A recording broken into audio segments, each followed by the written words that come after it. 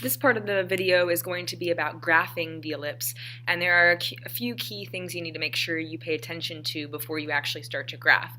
The first is you need to make sure you know the direction that your graph is going to be plotted. You also need to make sure you find the center and then what the value of A, B, and C are. That way you can plot your vertices, covertices, and the foci.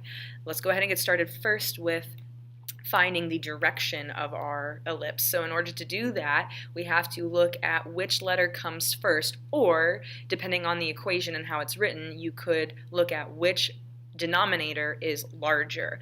In example 3, we've got the equation y plus 1 squared over 64 plus x minus 5 squared over 28 is equal to 1.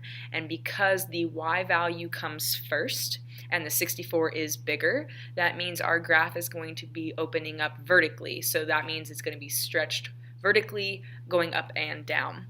And so then that means we have to figure out the A value and the B value and our center.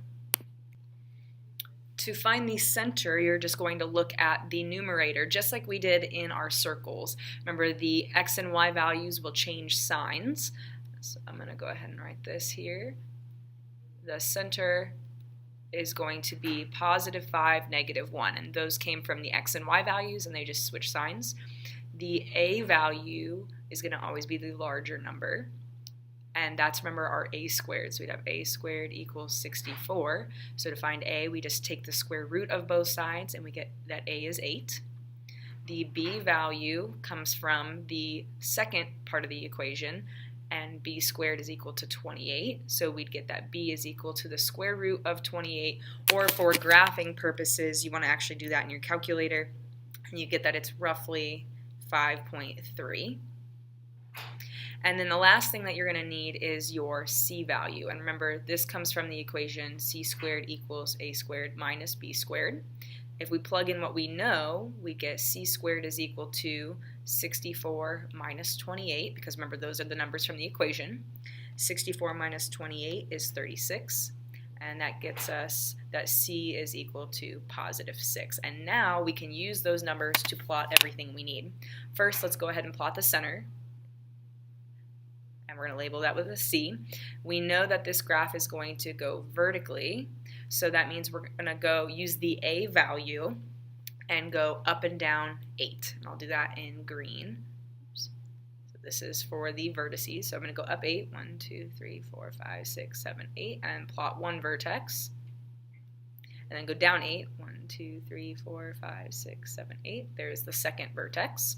Then I'm going to go ahead and plot the co-vertices. That's using the B value.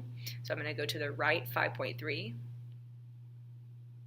and then left 5.3. Those are going to be the co-vertices, and those are the points that we're going to use to draw the actual ellipse.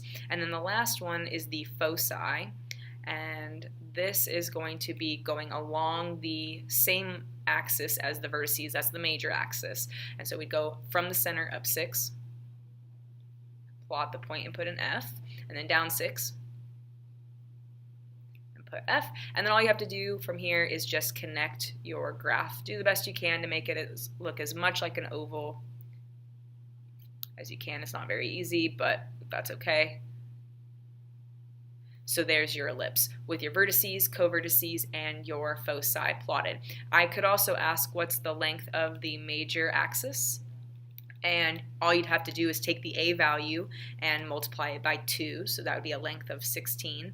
And then the minor axis, I could ask you for that length, so you take 5.3 times 2, and that would get you that length there. So you're going to get 10.6 for that length.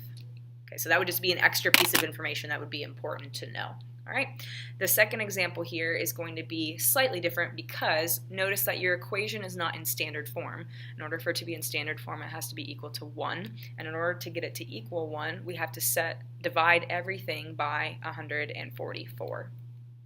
So I'm going to divide each part by 144. And when you do that, you're going to have to reduce your fractions. So 144 divided by 4 is going to get us 36. So we get this. If I divide 144 by 9, we get 16 on the bottom, so y minus 2 equal over 16, and then 144 divided by 144 is 1.